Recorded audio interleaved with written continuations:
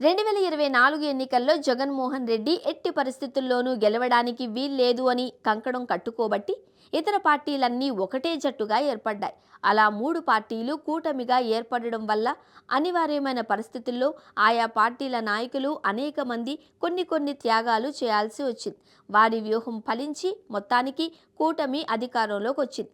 త్యాగాలు చేసిన నాయకులకు ప్రభుత్వ పరంగా ఇతర అవకాశాలు కల్పిస్తూ వస్తున్నారు. అనేక మంది త్యాగరాజులు ఇప్పటికే ఇతర పదవులను దక్కించుకొని హోదాలను అనుభవిస్తున్నారు.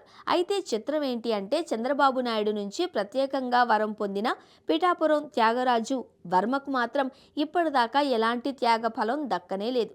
నిజానికి పొత్తులు కుదరడానికి అత్యంత కీలకమైన త్యాగం పిఠాపురం వర్మదే అని చెప్పాలి. 2019 ఎన్నికల్లో 2 నియోజకవర్గాలలో పోటీ చేసి ఓడిపోయిన పవన్ కళ్యాణ్ 2024లో ఎక్కడ నుండి పోటీ చేస్తారు అనే సంగతిని నామినేషన్ల పర్వం వచ్చేదాకా తేల్చనేలేదు. సంకేతాలు కూడా ఇవ్వలేదు. అసలు ఈ పార్టీల మధ్య పొత్తులు కూడా కుదురుతాయా లేదా అనే విధంగా చివరి వరకు పరిస్థితి సాగుతూ వచ్చింది. అలాంటి నేపథ్యంలో పిఠాపురం నియోజకవర్గంలో 5 ఏళ్ల పాటు తాము అధికారంలో లేకపోయినా సరే తెలుగుదేశం పార్టీని కాపాడుకుంటూ వచ్చిన నాయకుడు వర్మ మాత్రమే.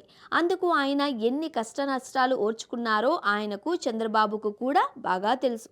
ఎమ్మెల్యేగా పోటీ చేయడానికి ఆయన అన్ని రకాలుగాను సిద్ధమయ్యారు. అయితే పవన్ కళ్యాణ్ చిట్ట చివరి నిమిషంలో తాను పిఠాపురం నుండి బరిలో ఉంటాను అని ప్రకటించారు. అప్పటిదాకా ఆ నియోజకవర్గంలో జనసేన తరపున ఎమ్మెల్యేగా పోటీ చేయడానికి రంగం సిద్ధం చేసుకున్న తంగెళ్ల ఉదయ శ్రీనివాస్ను పవన్ కాకినాడ పార్లమెంటుకు పంపారు. ఆ రకంగా పవన్ కోసం త్యాగం చేసిన తంగెళ్లకు మరో వరం దక్కింది. పిఠాపురం వర్మ ఇండిపెండెంట్గా చేయాలనుకోగా చంద్రబాబు ప్రత్యేకంగా పిలిపించి గెలిచిన తరువాత మొదటి ఎమ్మెల్సీని చేస్తాను అని నమ్మబలికి పవన్ కోసం పనిచేసేలా ప్రేరేపించారు.